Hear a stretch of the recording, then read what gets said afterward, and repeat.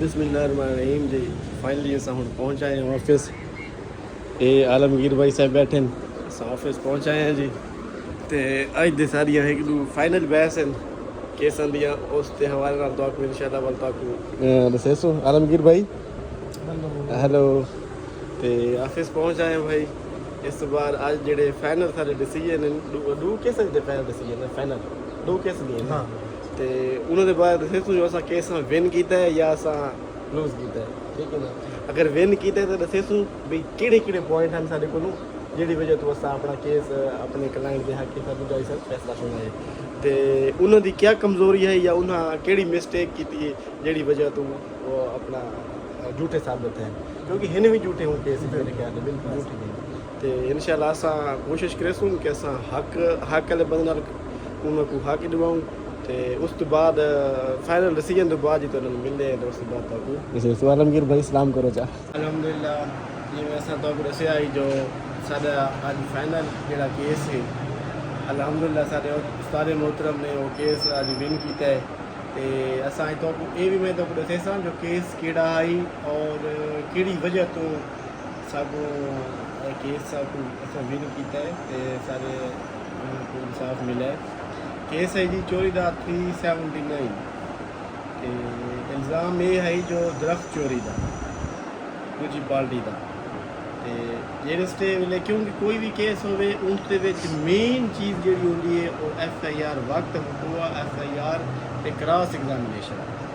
ये चीज़ा total case इन्होंने दो चीज़ों का जो अज अस सीखे है ना कि टोटल चीज़ा इन्होंने दो चीज़ों के उत्ते केस होंगे कि वक्त वकूआ किमें है उस एप्लीकेशन जी फस्ट जी दी आई FIR क्या दर्ज किया गया तो वह जो वे उस उन्होंने लॉयर साहब ने क्रॉस एग्जामिनेशन की उन्हें किहड़े बयान दिते क्योंकि बयानात का मैच होना जरूरी है। क्योंकि अगर तुम उदे कोई गल करे तो अपनी क्रॉस एग्जामिनेशन बयान कोई गल करे तो वो केस तुहाडे खिलाफ रहसी। हिमें ही सागो सारा अज ये केस विन किया इन्हीं तरीके नाल आई वो इवें है जो उन्हें इल्ज़ाम लाया है कि सारे दरख्त कटे गए हैं सारी ज़मीन तो और उन्हें एप्लीकेशन दी है जी FIR दी है जी 7 महीने 8 महीने बाद जिन्होंने दरख्त कटे जाए।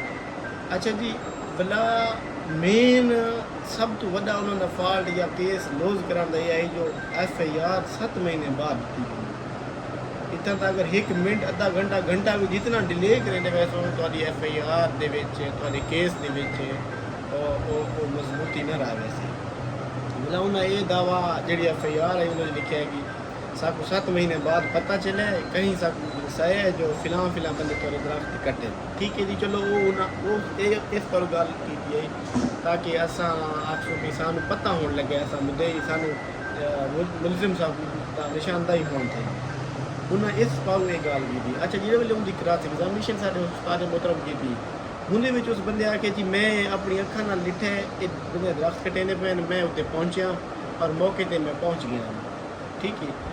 अच्छा जिहड़े वे फाइनल बहस अज थी है साढ़े उस्ताद मोहतरम असा इो ही उन्होंने जज साहब के सामने ऐसा अपना पॉइंट दिते कि ये बंदा 8 महीने कितने रही है 8 महीने बाद जो ये FIR इन्हें कराई है। चलो ठीक है इन्हें आके सब बाद पता लगे उड़े आधे पैन में सू 8 महीने बाद पता लगे लेकिन अपने बयानात आधे पैन में अस मौके पर पहुँचे हैं अस अपनी अखा नाल दिखा है कि दरख्त साढ़े कटाई करेंदे पे लिहाजा सब तो मेन जो सानू पॉइंट मिल रहा है सारे सारे मोहतरम केस विन कराना वो है वक्त वकूआ टाइम डिले तो जोड़ा उन्होंने बयान जो आपस में लिया तो लिहाजा असा अलहमदुलिल्लाह एक केस विन किया दूसरा बै भी फाइनल बहस उन्होंने भी आई तरीका ये एक केस आई।